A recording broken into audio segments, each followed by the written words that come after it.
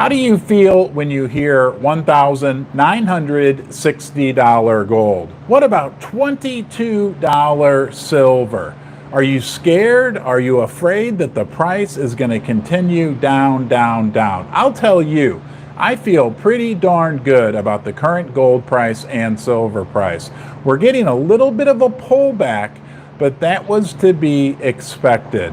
Now look, if we get below $1,900 on the gold price, there will be some technical damage that will have occurred. But if we can continue to fight at this current gold price, that will also dictate an increasing silver price through the end of the year, and we still have a good fighting, realistic chance to have a new all-time high gold price by Christmas. Remember, that's my prediction. Yes, I'm out on a limb, hopefully not a Christmas tree limb that's getting ready to break, but I think we could easily see a new all-time high for the gold price by the end of the year. I may be wrong. Don't make any financial decisions based on anything I say.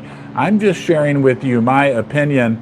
And while we're on that subject, let's talk about something really happy as well, because when we get to that new all-time high gold price on Christmas or shortly beforehand, look guys, because of this massive cup and handle pattern that we talk about every single day, cup and handle pattern, we could catapult higher to $2,500, $2,600 gold before you know it. But what's coming down the pike? What is downright scary right now? What are we hearing from the Fed? What are we hearing from one of the world's largest banks that should make us want to perk up? Okay, we got trouble in River City. Okay, we need to put some boots on the warehouse floor. Time to make some feathers fly, because we've got big issues heading at us right now. Okay, let me just give you a little update on what's going on in the markets from the mainstream media. Yesterday they said stocks continued their hot streak on Tuesday, ending with gains for the 7th straight session, as renewed confidence in the Federal Reserve ending its tightening campaign this year lifted investors. Mainstream media is talking about recognizing that the Fed, right, the general market narrative right now, which is important, is always wrong oftentimes or late, but the mainstream media narrative now is that the Fed is done raising rates. How do you feel about that? What do you think that's going to mean for the price of silver and gold as more and more people start to realize that the Fed is done raising rates? Now, again, we could be wrong. They could raise rates in December. There's a strong contingent of people who think they will, but I think they won't. I think the rate hikes are over, and that's based on extensive research that I've done. But I hear the smartest guys in the room, right, the people that I really respect, that aren't beholden to anyone in particular, that really know what's going on, saying that the Fed is likely done raising rates. And that's going to be rocket fuel for the price of silver and gold. Recent signs of a weaker U.S. economy signaled to the market that the Fed could ease up on its rate hikes. We like that. Is there any weakness? Have we talked about any weakness? We're going to talk more about that in a little bit. But central bankers have said that the door is still open to additional rate hike increases. So remember, not all the governors are out speaking this week. They're all squawking.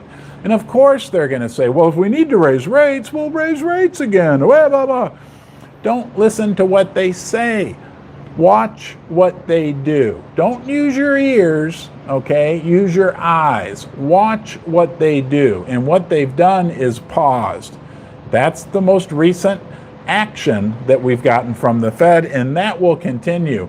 Also, watch with your eyes. What's going on in the economy around you right now? Is there anything that's making you feel a little concerned? Have you tried to go out to eat with your family lately? I mean, it is ridiculous. You can't even go to a decent little restaurant without spending $100 for a family of 4.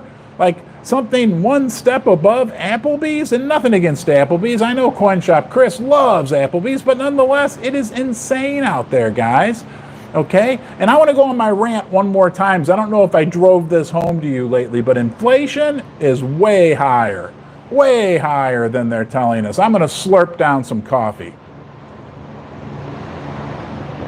Hopefully you didn't hear that. Now, nonetheless, inflation is way higher. They're saying 3-4%. BS, right? We know the real number is more like 6, 7, 8, 9, 10% right now.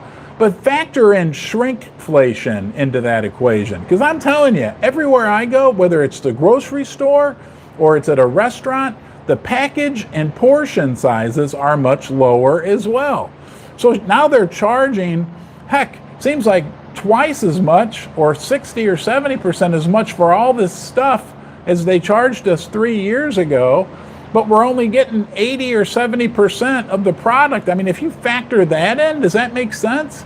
That means that inflation is really, hey, Bullion Misfit, thank you, my friend, for the super chat. I forgot to beg to beg for super chats. Super chats are always very appreciated, but really never expected, okay? All my content is free and always will be free, but the support really does come in handy. But if we factor in, hey, Steph, wow, thank you for the time and creating, oh yeah, we got some great people, really wonderful people. Thank you for the super chat, Steph. Now, back to my train of thought. Man, when you factor in the actual nominal dollar level inflation that they're getting us when we go to the grocery store, it's ridiculous. And you compare that also with the fact that you're actually then getting smaller amounts in the package. I'm telling you, inflation over the last 3 years is at least 100%. And I'm a guy who pays attention because I'm a tightwad. Susie's on here right now. Susie, if I'm a tightwad, type tightwad in the type tightwad. That's easy for me to say in the comments. It's okay. Because I am. I get mad when we go out to eat and we buy sodas for everybody. So I'm like, gosh, that's like an extra $15. I digress. I'm not perfect, guys. I'm really not. I am not perfect. I'm struggling. I am struggling. I am struggling. Now. Let's talk about the Fed. What's the Fed themselves telling us right now when it comes to the banks that should have everybody shaking in their boots? These banks are in big, big trouble. And when the banks blow up, like they did during the great financial crisis, the Fed is going to print and the price of silver and gold is going to really skyrocket this time. Because think about it. The situation we're in now compared to 20 years ago or whatever that is, 16 years ago, 2007, 2008, there's this very pertinent term that all you basement dwellers need to commit to memory. Escalation. Things have escalated. You know, when they had to do the bailout during long-term capital management, that wasn't that huge. And then they had to do bailouts when the tech bubble burst. That was bigger. Then they had to do a great big bailout to save all the nasty, dirty, crook bankers during the great financial crisis. That was bigger.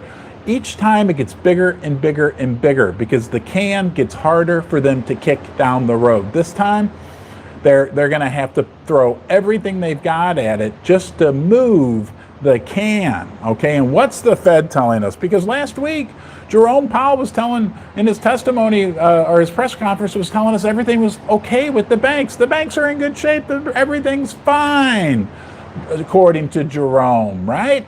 Yeah, we know Jerome's never been wrong, nor has Janet Yellen, right? Yeah, they just completely screwed up on the whole inflation thing, but that's a whole different story. Last week, Jerome's telling us banks are strong. Banks are doing great. But we get this blog post from the New York Fed, okay, the New York Fed, where all the big banks are headquartered, okay, and they're saying otherwise. They're saying there's big problems in the banking sector. And they did say it's not quite as bad as before the great financial crisis. I don't know about that, okay? Of course they're going to say that. But they said there's increased vulnerability to funding and capital shortfalls. Smaller banks are worse off, right? Did you hear about the bank in Iowa, Citizen Bank, that went bankrupt, went belly up, failed? Nobody talked about it. It wasn't on mainstream media. They don't want people to realize that the banks are in such horrific situation right now. Smaller banks are worse off. The report explicitly talked about commercial real estate delinquencies are going to be coming through because of vacancy issues and higher rates. Banks will have to be selling these commercial real estate. If you want to buy an office building, I'd recommend you wait about 9 to 18 months because the banks are going to be selling these things for pennies on the dollar, okay? People will be ripping them down to get the steel and copper out of them for recycling purposes. It started, okay? And the crazy thing about the commercial real estate loans is it's just really going to start in 2024. That's when the loans come due. That's when they need to be refinanced, and it's going to be a big, big issue. Banks are already setting aside funds for losses. The Fed also, the New York Fed also talked about some other vulnerabilities, and they called one a bank run vulnerability, basically. This risk that people could wake up and realize like the banks are in trouble and want their money out of the bank, which can happen in this day and age very, very quickly because of technology, okay? People taking their money out of the bank already. Okay, this is critical. Think about this. People are already taking their money out of the banks because they can get better rates on treasuries. They can get better rates elsewhere. These days of 0.5% interest or 1 or 2% interest, people are like, why should I leave my $20,000 in the bank when I can take it and buy a U.S. Treasury, or I can take it to this brokerage and then buy a CD that pays 5 or 6%. The banks are under huge, huge stress, and people aren't even scared yet. All right, that's the bottom line. This could create massive tension and issues in the U.S. economy, in the banking sector. And guys, remember, things have escalated. Things have escalated. The system has grown so much more delicate and tender. I haven't used that word for a while. And sensitive, like me. And we got 100 thumbs up. Thank you guys. Thank you for the super chats. I'm going to ring the rail 10 times. 2, 3, 4, 5, 6, 7, 8, 9, 10. Hope I didn't wake any of the neighbors up. Thank you guys. It's a big deal you're here. You're basement dwellers. Don't forget, we got a new website coming, www.ronsbasement.com. We'll talk about more about that later. And wow, Sorcerer, Stan, where's the hot dog? I don't know, I don't know where that hot dog went. Maybe somebody can get me the hot dog. I think it's in the kitchen. You guys want the hot dog? How about a hot dog, huh? Yeah. I forgot what I was going to say. Oh, if you want to get your hands on some silver, gold, and platinum before it's potentially all gone, go check out the company that I trust, Pimbex, Pimbex, Pimbex.com, the online bullion dealer. Just do your own work on it, okay? Dig in, read reviews, compare prices, and then I think what you'll find is you'll have yourself a reliable place where you can go that you feel like you can trust, and you're going to always get a great, great price. But that decision's up to you. I always recommend do your own work. That's what I did because you guys are the ones who told me about Pimbex. They're a gracious sponsor of the channel. Thanks, Pimbex. Now let's move on because, woo, it's a scorcher. I'm telling you, this balcony I'm on, this is like I'm doing it from an oven. If I pass out, please call Susie and tell her Ron passed out on the balcony. Guess what's coming, guys? You asked for it. Evelyn delivers. There's the hot dog. Okay. All right, enough of that. The deal is, we just talked about what the Fed said about the banks. Is there more to talk about the banks? I got news. I got a little secret. For you. The banks are laying off people, okay? The big banks are all laying off. The only company that's not laid off anyone is JP Morgan, because they're so crooked that they can make profit in any environment. They don't have to lay people off. Remember, JP Morgan, they're the ones who manipulate the price of gold and silver. They've been convicted of that.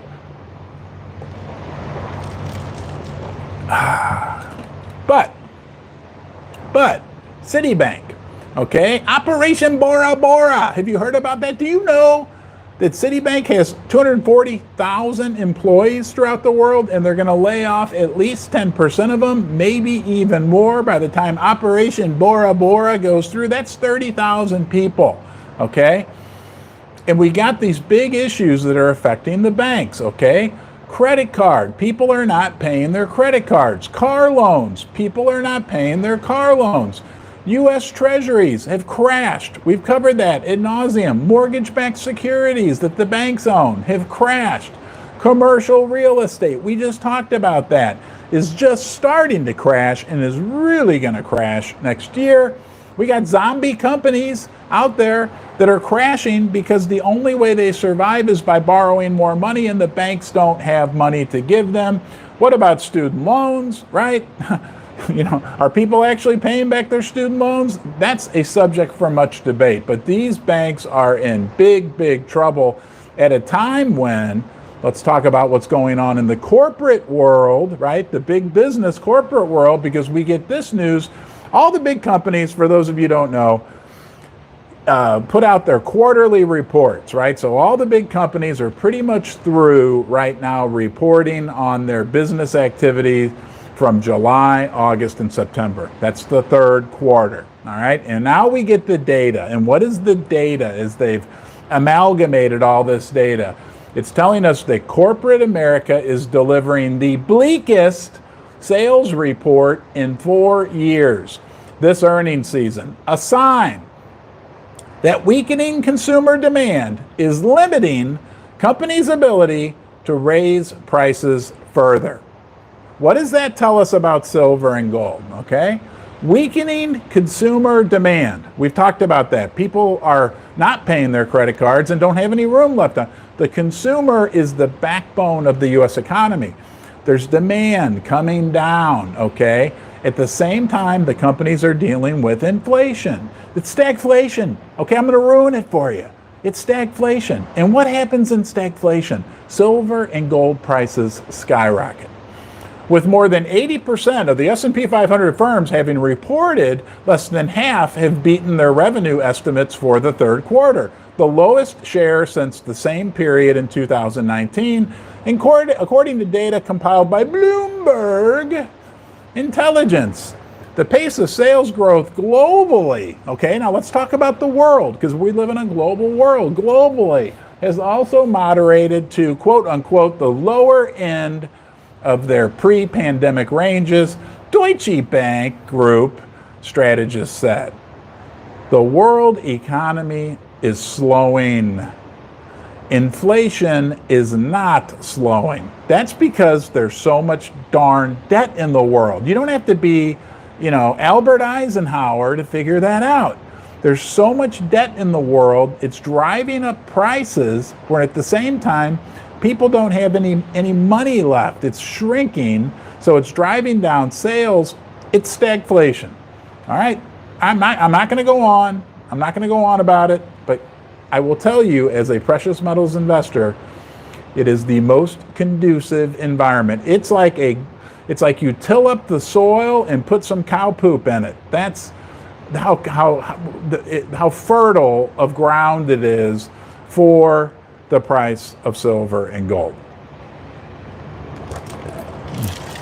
Let's just talk about credit cards, because sorry guys, I'm getting roasting out here. I might be the turkey. You guys call me a turkey. I might just wind up being the Thanksgiving turkey if I sit out here in this oven too much longer. Credit card balances. We just got information from the Fed. More information from the Fed. They've been so generous lately. And remember, they always paint the prettiest picture. But what they're telling us is that credit card balances spiked in the third quarter to $1.08 trillion. It's a record. Okay, it's a record. 1.08. That's $1.080 trillion. .com Don, who's working on the Ron's Basement website, was, I believe, who told me this, and it blew my mind. $1 trillion is $1 million 1 million times. If you multiply 1 million times 1 million, just like you would 2 times 2 is 4, A million times a million is $1 trillion. Americans owe over $1 trillion now on their credit cards. Collectively, they owe that much. That's from the Federal Reserve Bank of New York, our good friends. Steadily, persistently, higher prices, inflation have caused consumers to spend down their savings. Americans don't have any savings, and they're pulling money out of their 401ks, which is never a good idea, okay? And increasingly turning to credit cards to make ends meet. At the same time, credit cards are one of the most expensive ways to borrow money. It's not even most expensive. Credit cards are robbery. Credit cards are payday loans on steroids. Credit cards are worse than it's as bad as going to the pawn shop. Credit cards are a ripoff, okay? They shouldn't even allow. Why? It's just ridiculous that you can charge your fellow American. What kind of a community do we live in where we have bankers willing to charge people 30% interest? I mean, come on. If you needed to borrow money from me, right now, and I trusted you and that you're going to pay it back,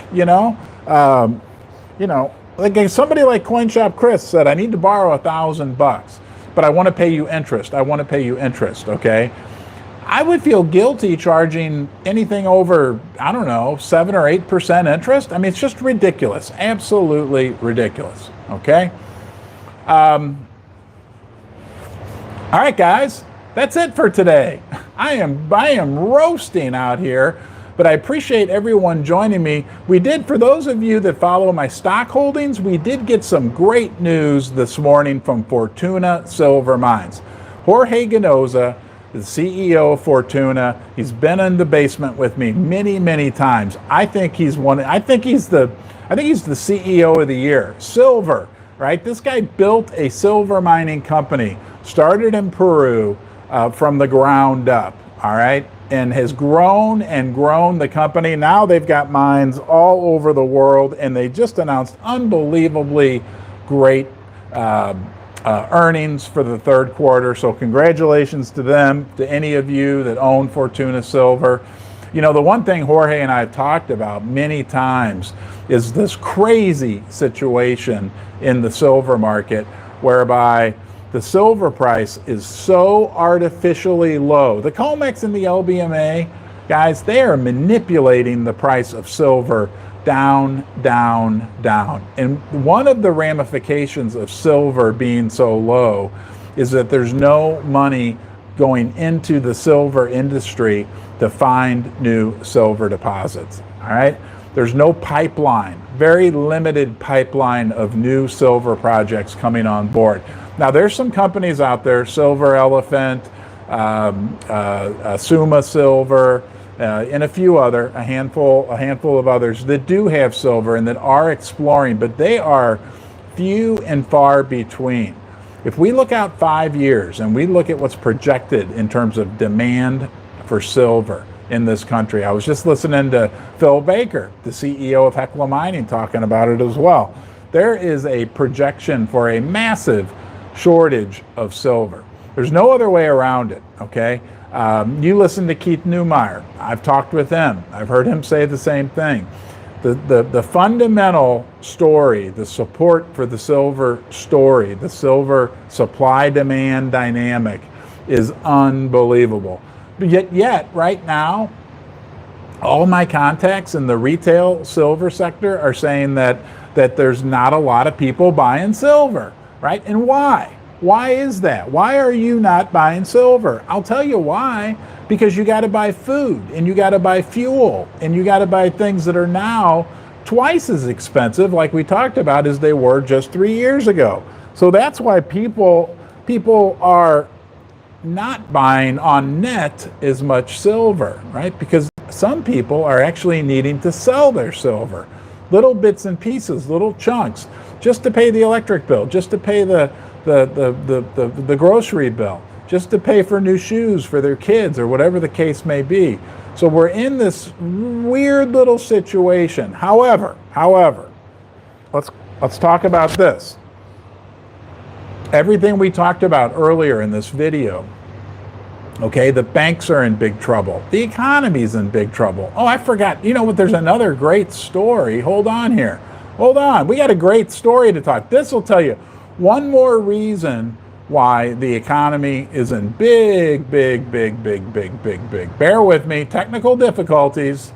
Let me have a sip of water, and I want to read you something. This won't take long, but it shows us just how just how screwy things are in the U.S. economy, because these are real numbers, real data. The stuff we get from the Fed and from the Bureau of Labor and Statistics is, let's just say, highly seasoned.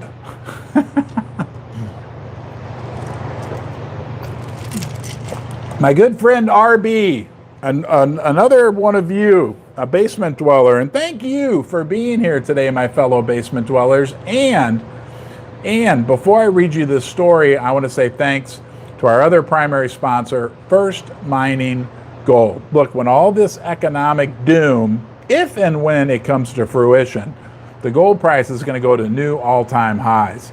Okay, if I don't hold gold in my hand, the second best place to me that I want to hold it is in the ground, to own a company that has huge gold resources in the ground.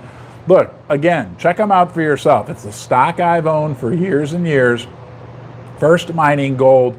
They have over 13 million ounces of gold in the ground in Canada. That's another important thing to consider, jurisdiction in Canada. Check them out. If you want more information, you can even talk to a real life human, Mr. Paul Morris, with his British accent. I'll put his contact information in the description of this video. Let's talk about this story. This came from a subscriber. You guys do a good job of keeping me up to date. The economy's great. The economy's strong. We talked about trucking volumes being down. We talked about railroad volumes being down. Real hard data. Talk to a trucker. Okay, when on the road, when we were coming on vacation, truck stops. I asked a couple truckers. They're like, "Oh my God, it's horrible." I mean, nobody's shipping stuff, right? But what we haven't talked about is this very interesting story. This came from Business Insider. Hold on. Woo. Hold on. Okay. Air freight demand has cooled so much that FedEx is telling its pilots to fly for American Airlines instead. Think about that. FedEx is telling their pilots, because they don't have any freight for them to fly around the country, maybe it'd be better you go take a job with American Airlines so you can fly these consumers that are putting their vacations on credit cards to all these exotic locations around the world. FedEx is encouraging its pilots to apply for a job with PSA Airlines, a unit of American Airlines. The move came on the back of a decline in air cargo demand. Meanwhile, U.S. passenger airlines are experiencing a pilot shortage. Yeah, because nobody understands, like people are still going out to eat. People are still blowing their money on exotic vacations, okay? Flying to Italy. I can't tell you, have you noticed that? Like, a lot of your cohorts are like, "Oh, I went to Italy for 10 days," or "Oh, I went to Greece for this," or whatever. I'm like, where? And I know these people don't make that much money. You know, they're like school teachers and stuff, and I mean, which is great, an admirable profession. But like, where are you getting $6,000 to go to Italy for a week with you and your kids? Right? It doesn't make any sense. It just doesn't make any sense. So I think we're at the end of what is a big bubble. I think people realize how screwy things are getting right now and are kind of like, you know what the heck, well, let's go for it. Now, you may be asking me, well, Ron, you're sitting on the 17th story balcony, and this is a fancy building. I'll tell you why I come here in November is because we can rent the same condo now for 20 to 25% the cost of what it costs to get the same condo in July or August. Yeah, it's a nice place, but it's a great value, and I love value. Nonetheless.